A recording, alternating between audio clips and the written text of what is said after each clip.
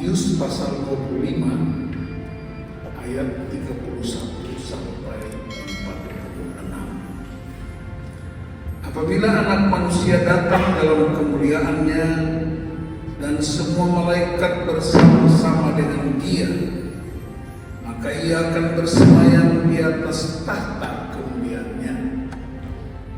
Lalu semua bangsa akan dikumpulkan di hadapannya, dan Ia akan memisahkan mereka seorang daripada seorang, sama seperti gembala memisahkan domba dari kambing. Dan Ia akan menempatkan domba-domba di sebelah kanannya dan kambing-kambing di sebelah kiri. Dan Raja itu akan berkata kepada mereka yang di sebelah kanannya, "Mari, hai kamu yang diberkati oleh Bapakku, terimalah kerajaan yang telah disediakan bagimu sejak dunia dijadikan. Sebab ketika aku lapar, kamu memberi aku makan.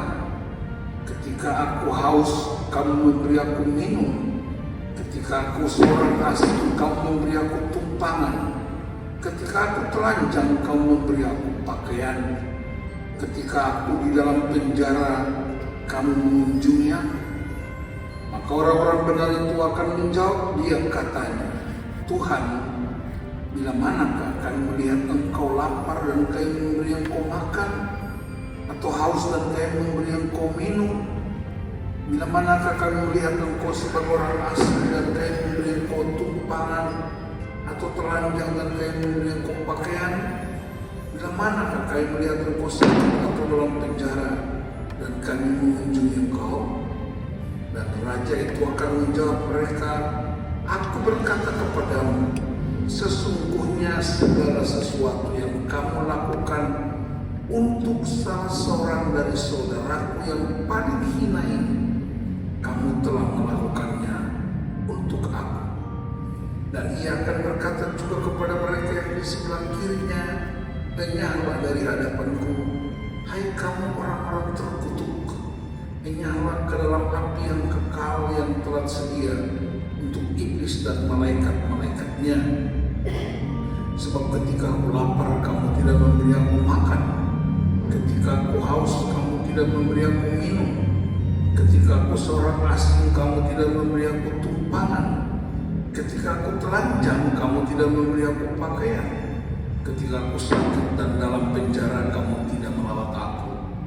Lalu mereka pun akan menjawab Dia, katanya, "Tuhan, bila manakah kami melihat Engkau lapar atau haus, atau sebagai orang asing, atau telanjang, atau sakit, atau dalam penjara, dan kami tidak melayani Engkau?"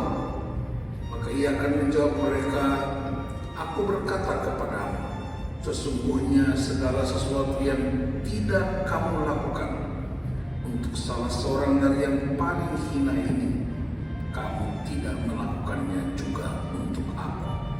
Dan mereka ini akan masuk ke tempat siksaan yang kekal, tetapi orang benar ke dalam hidup yang kekal.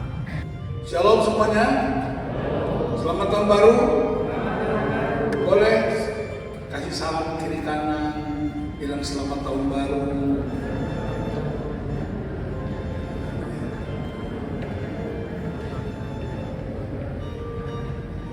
Tema kita tanggal 1 Januari 2023 ialah diberkati.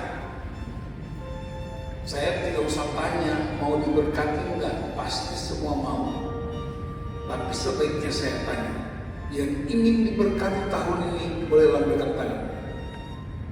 Wih, semuanya mau. Saudara, ini hukum tak bertuai. Mau diberkati, mesti memberkati. Jadi banyak orang Kristen ingin diberkati, ingin masuk terus, tapi tidak bersedia untuk keluar.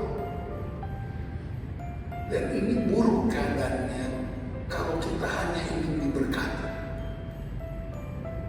Jadi sekali lagi, ini hukum tabur tuai. Dan dia berlaku di setiap area kehidupan. Bahkan untuk tabur tuai tidak usah jadi orang Kristen. Karena petani yang bukan anak Tuhan sekalipun, ketika dia tabur di tanahnya baik, pasti akan menghasilkan buah. Nah, mari kita periksa ayat-ayat ini dalam perspektif iman Kristen.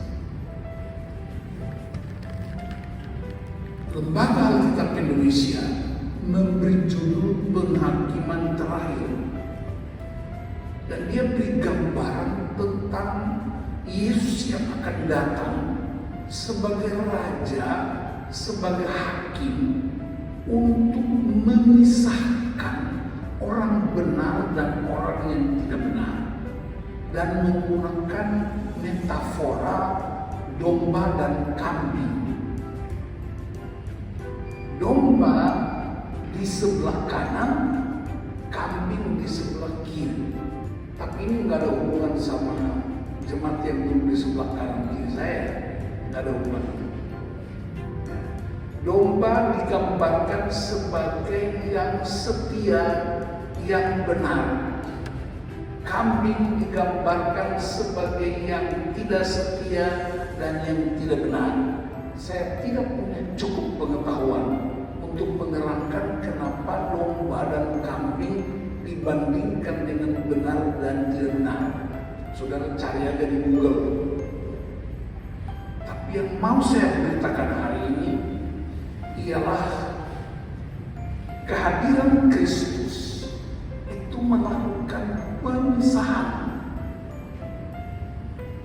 bukan berdasarkan pengetahuan yang kita raih, bukan berdasarkan harta benda yang kita kumpulkan, bukan berdasarkan prestasi dan prestise yang kita dapatkan, tapi penghakiman atau pemisahan terjadi karena pertolongan yang kita berikan. Jadi standar ukuran Tuhan adalah hati yang memberi. Dan yang kedua, Yesus menghadapkan perumpamaan ini dan berkata, semua yang dikerjakan sebenarnya tujuannya untuk dirinya. Yang tidak dikerjakan juga perlawanan terhadap diri. Dan dia memberi gambaran tentang 6 pintu gerbang, 6 wilayah, 6 area yang sangat sederhana. Tidak butuh jutaan dolar, tidak butuh miliaran rupiah, tapi hal-hal yang sederhana yang dapat dilakukan oleh siapa saja, kapan saja, di mana saja. Perhatikan, ketika aku lapar, kau memberi aku makan. Dia nggak bilang ketika aku lapar kamu traktir dengan jutaan rupiah. Kau memberi aku makan. Ketika aku haus, kau memberi aku minum. Ketika aku telanjang, kau memberi aku pakaian. Ketika aku sakit, kamu menghibur aku. Ketika aku di penjara, kamu mengunjungi aku. Ketika aku orang asing, kau memberi tumpangan bagiku. Jadi hal-hal yang menurut keyakinan saya sangat sederhana, tetapi karena begitu sederhananya, orang tidak mau melakukannya. Padahal itu tolok ukurnya, itu standar, itu dasar, itu alasannya. Jadi kalau saudara ingin berjumpa dengan Kristus, tidak hanya melalui doa, tidak hanya melalui persekutuan, tidak hanya melalui firman Allah, tetapi perjumpaan pribadi dengan Tuhan melalui praktek pertolongan yang sangat sederhana. kasih makan, kasih minum, kasih baju, kunjungi di rumah sakit, kunjungi di penjara, beri tumpangan buat mereka. Dan itu Yesus menggambarkan, kamu sudah melakukannya bagiku. Beberapa hari lalu kita merayakan Natal. Dan Natal dihubungkan dengan Kristus yang lahir di tempat yang hina, lahir di tempat penginapan, kepalanya diletakkan di atas palungan. Itu memberi gambaran buat kita, oh Yesus tidak lahir di istana. Sebab kalau dia lahir di istana, tidak seorang pun dari kita yang bisa masuk menjumpai dia. Sebab untuk masuk di istana, Anda harus punya ID card. Masuk di istana, Anda harus lapor pas pampres. Anda harus ajukan permohonan 3 bulan, apakah diterima atau tidak. Anda mesti mempersiapkan segala sesuatu. Tapi dia lahir di tempat yang hina, supaya kita punya akses 24 jam sehari berjumpa dengan dia.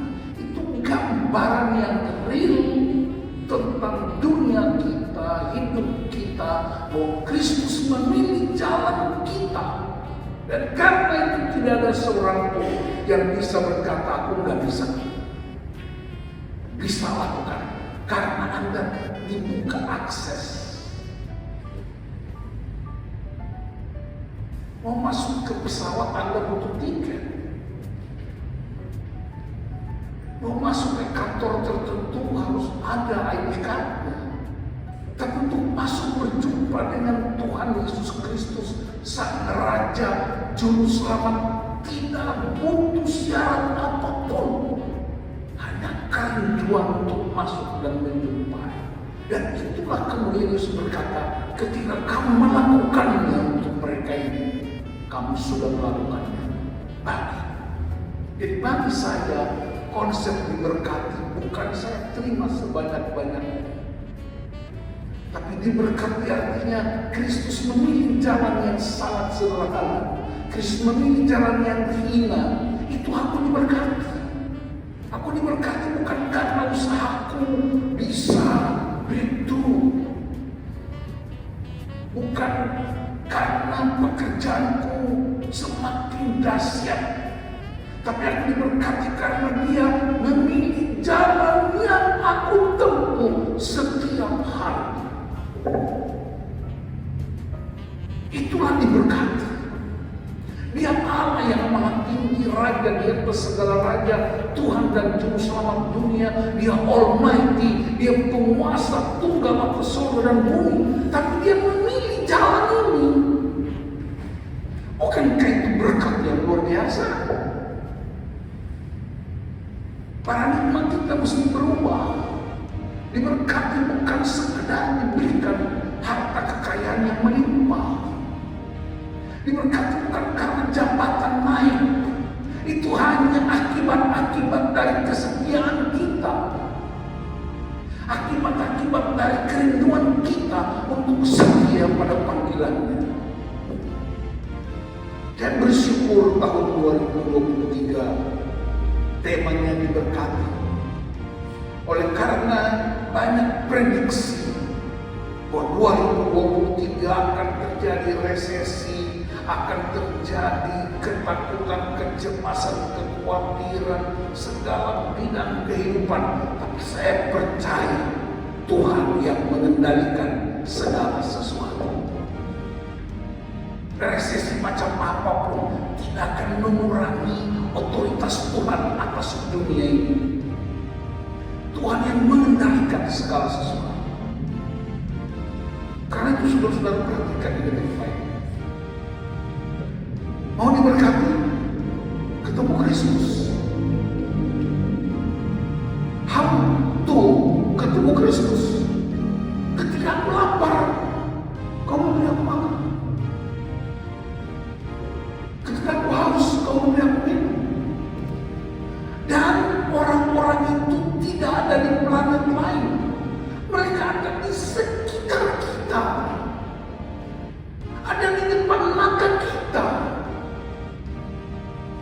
angkat kiri kamu ke belakang. Dia nggak butuh jangkauan yang luas. Betapa sederhananya Tuhan memerintahkan kita untuk ini. Saya ingat ada dua tokoh yang terkenal. Satu bernama Fransiskus Assisi. Saudara mungkin pernah membaca sejarahnya. Dia seorang bangsawan kaya raya. Transportasi yang dia gunakan seekor kuda. Tetapi dia gelisah. Hatinya gundah gulana terhadap situasi yang dia hadapi pada waktu itu. Dan satu kali Fransiskus naik kuda dan dia melihat berjumpa dengan seorang pria yang kena penyakit kusta. Orang menyebutnya lepra. Dan tidak ada orang yang menjumpai pria itu. Dia menjijikkan dan orang semua menghindar. Dari hatinya Fransiskus, dia merasa ada getaran-getaran kasih yang luar biasa. Dia turun dari kudanya, kemudian dia menjumpai pria itu. Dan dia memeluk pria yang sedang kena penyakit kusta. Seorang bangsawan, orang kaya raya yang terhormat, justru dia memeluk pria yang kusta itu. Dan tiba-tiba dia kaget. Dia memandang di mata pria itu wajah Kristus yang begitu nyata. Satu pria lagi, serdadu Romawi, namanya Martin Toll. Di waktu malam yang dingin, dia sedang berkuda menuju kotanya, menuju tempat tinggalnya. Dalam perjalanan dia berjumpa dengan seorang pria pengemis. Pria itu minta sedekah, tapi Martin Toll nggak punya uang. Tetapi dia punya jaket tentara yang sudah rusuh. Karena begitu dingin, tiba-tiba Martin turun dari kudanya. Dia sobek jaket yang lusuh itu. Dia kasih sebelah buat pria itu, tutup badannya, dan dia pakai sebelahnya. Ketika dia sampai ke rumahnya, dia tertidur. Dan dia bermimpi. Dia melihat Yesus sedang duduk dan dikelilingi para malaikat. Dan Yesus memakai setengah jubah yang disobek itu. Lalu seorang malaikat bertanya, "Dari mana engkau dapatkan jubah itu? Siapa yang memberikan kepadamu?" Dia menjawab, "Aku dapat dari hambaku, Martin Toll."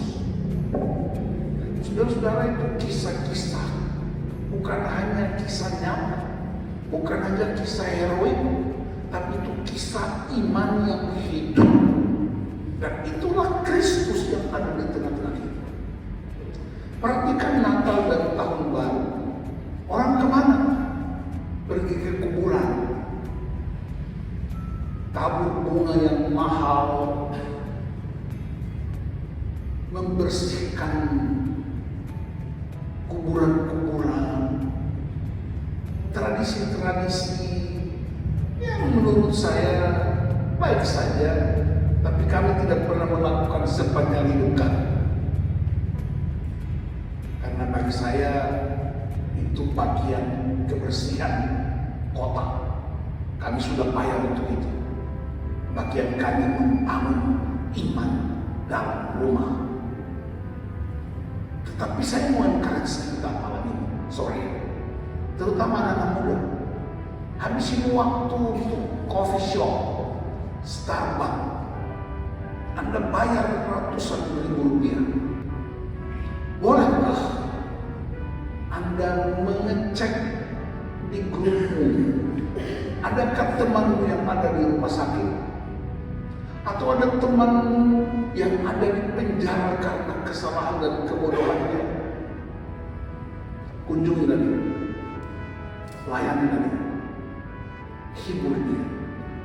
Daripada engkau menghabiskan uangmu di Starbucks, di coffee shop ratusan ribu rupiah, kemudian Anda ngantuk dan pulang tidur dan besok pulang lagi. Sementara di sekitar kita, sahabat kita, teman segrup sedang sekarat, apakah di rumah sakit, apakah di penjara. Mari kita lakukan ini, karena ini perintah, ini pemisahan, tapi sekaligus penghargaan. Ketika kamu melakukannya bagiku, kamu di sebelah kananku punya otoritas bersama untuk memerintah. Ketika kamu tidak melakukannya, kamu di sebelah kiri, kamu disebut terkutuk dan enyana kau. Ini peringatan-peringatan penting buat pertumbuhan iman Kristen. Iman Kristen bukan hanya beribadah, bukan hanya membaca Alkitab, bukan hanya berPA. Iman Kristen itu praktis, nyata, bisa dirasakan Kristus dalam hidup sehari-hari. Itulah konsep diberkati.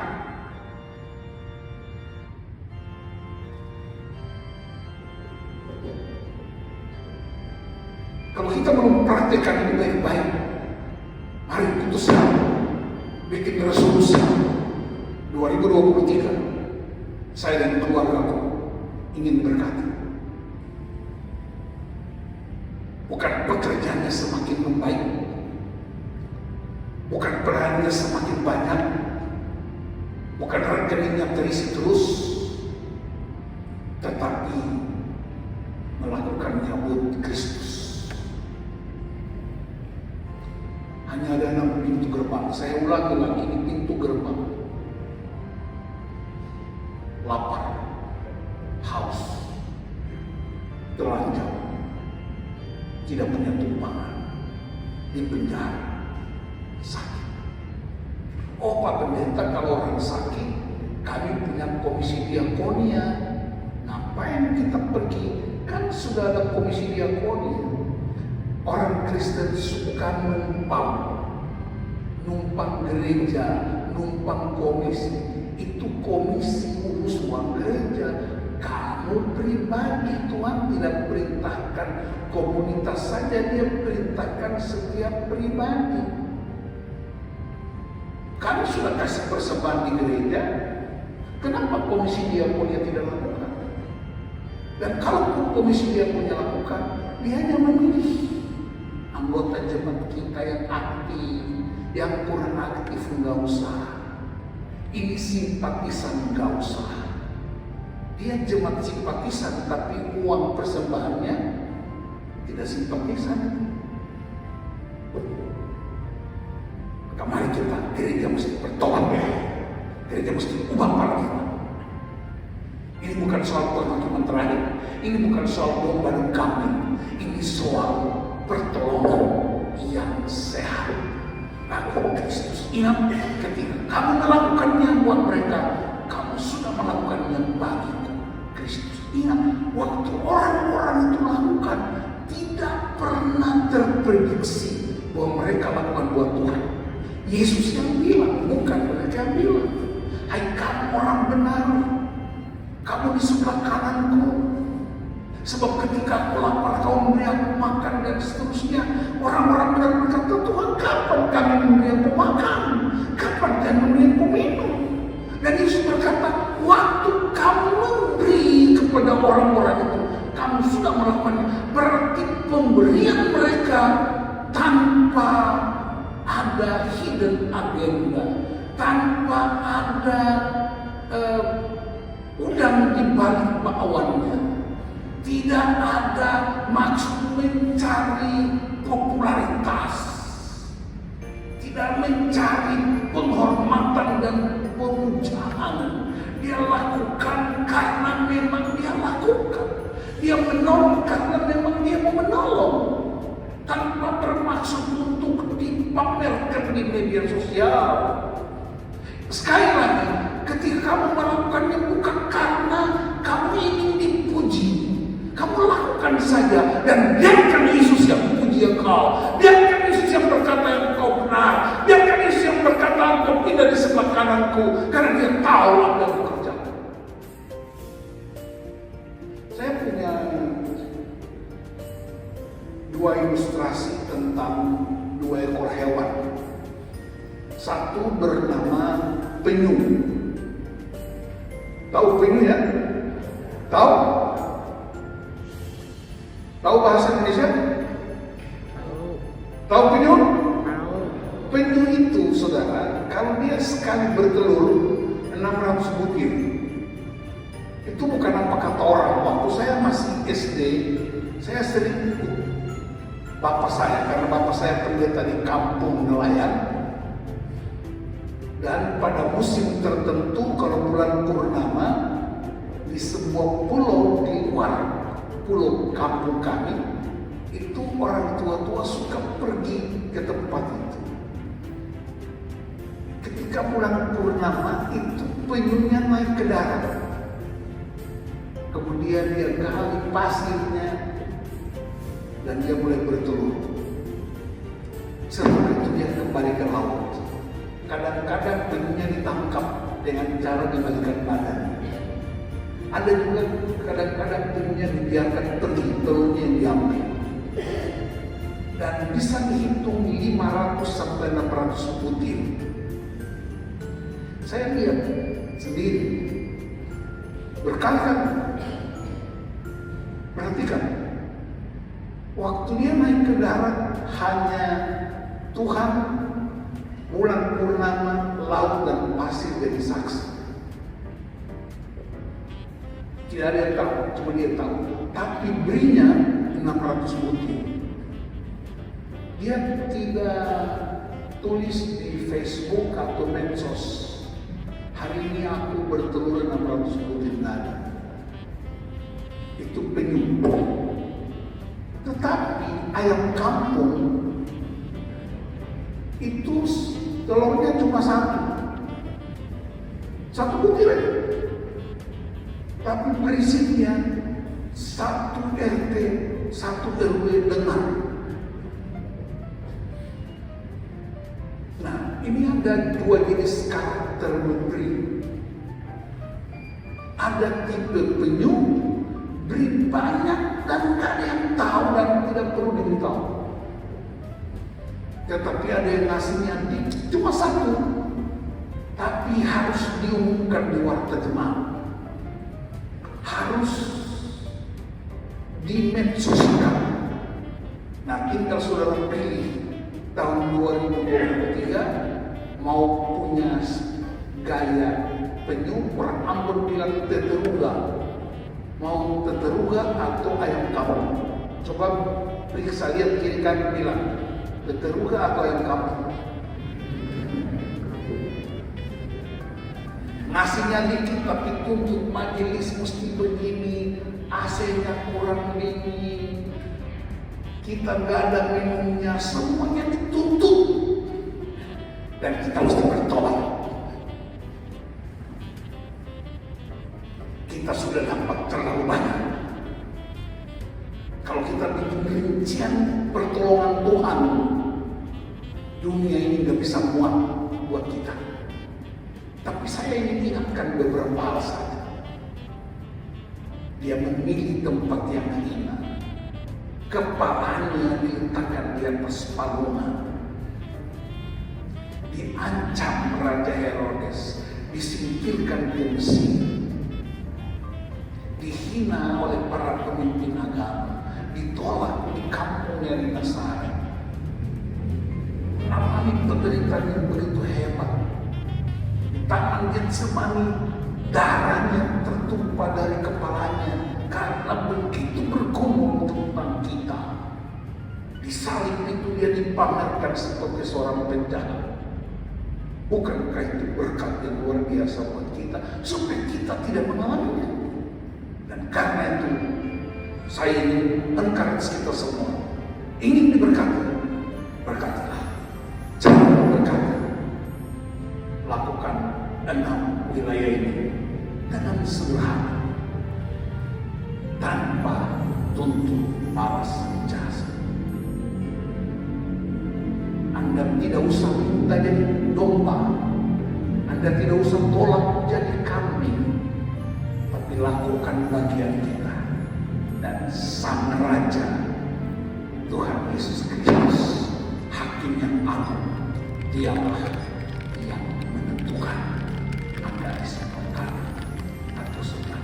Saya berdoa kita semua disapa Yesus. Marilah kemanaku, hai kamu orang benar, di sebelah kananku. Karena ketika aku lapar, haus, terancam, tidak berpakaian, di penjara, di rumah sakit, kamu sudah melakukannya bagi Tuhan Yesus berkati jemaat.